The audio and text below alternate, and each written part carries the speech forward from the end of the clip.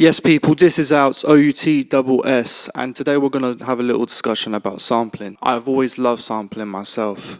I've always listened to Kanye West when I was younger, College Dropout, Late Registration, Twister, which was also produced by Kanye West a lot of the time, you know, like Overnight Celebrity, stuff like that, them nostalgic kind of tunes. I've always been into that like nostalgic aesthetic of music, of them hip hop songs like the early 2000s, but like I've also liked, you know, producers like Alchemist, obviously, Pete Rock, you know, and even like some electronic artists like Burial, which is very like sample heavy music, but it's still very creative. Basically, what I'm trying to say is, I've always been a fan of sampled beats and sampled music, but I'm not going to say never, but I was very hesitant for years. I was very hesitant on actually making sampled music or like relying on sampled music. I thought people might see it as a bit of an easier way of making music,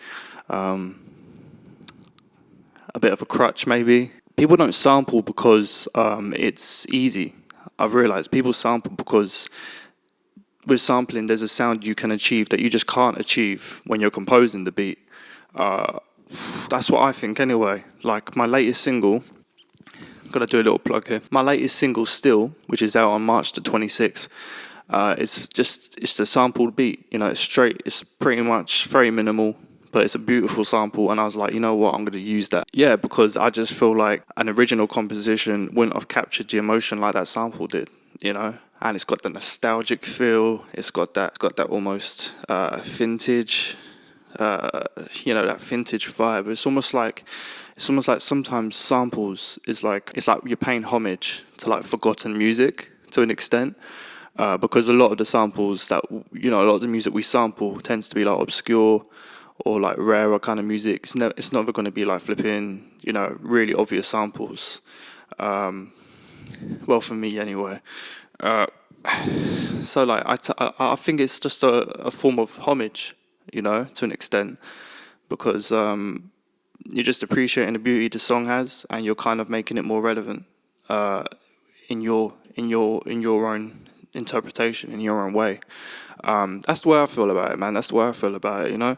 I mean, like, even if you're making original stuff, unless you're recording everything, you know, like virtual instruments and stuff like that, they're all sampled to an extent anyway. Do you know what I mean? Like sampled instruments, really.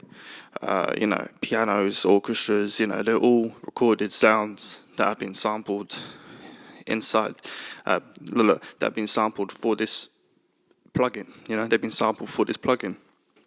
And yeah, so like a lot of things have always really used sampling anyway. You know, it's not like it's less. It's not like it's like what do you call it? It's not like it makes you less of an artist, you know. It's not like an inferior art form. There's still like an art to it, because even if you look at like flipping art anyway in general, like paintings and stuff, there's always been like collages, interpretations of past works, like sketches, for God's sake, like flipping sketches. Like they're seeing something and they're making their own interpretation based on something that already exists, you know. So yeah, man, that's the way I feel about it. That is the way I feel about it. And I don't think people should really be hesitant to sample. I think like you should do it like flipping like the legends, man. Like they were not hesitant to sample anything, and like they had that freedom then, you know. When you're too worried about like the legal side of things and all that, it kind of interferes with the art, do you know what I mean? And it shouldn't. Like flipping the electronic musician, big here in the UK, flipping Burial, man. Like he is very sample heavy, but like his music wouldn't sound like that otherwise. Do you know what I mean? Like it's very nostalgic, very sample heavy, very lo-fi, and it just has that aesthetic, you know, that works. Look at flipping Madlib, man. Madlib's style is so off the wall, but it's so sample heavy, you know. So like, yeah. Imagine what flipping Freddie Gibbs' Pinata album would sound like if it was just like all original composed work, man. It wouldn't be the same, you know. It wouldn't be the same. So sampling isn't something people do because it's easy. Sampling is something people do because it captures a sound that composing just doesn't. It just doesn't. And that's how I feel. All right. So if this has been helpful to you or interested in any of that, yeah, come subscribe or come give me a like or whatever. And remember, the new single Still is out on March the 26th, and this is a very sample heavy song. It's more lyric based, I think. I'll try to keep it a little bit like as minimal as possible, and I just think like the vibe it captures is perfect. You know, the vibe the sample captured was perfect for it. So I'm making that the first single of 2020, and yeah, I'm excited. I hope you are too.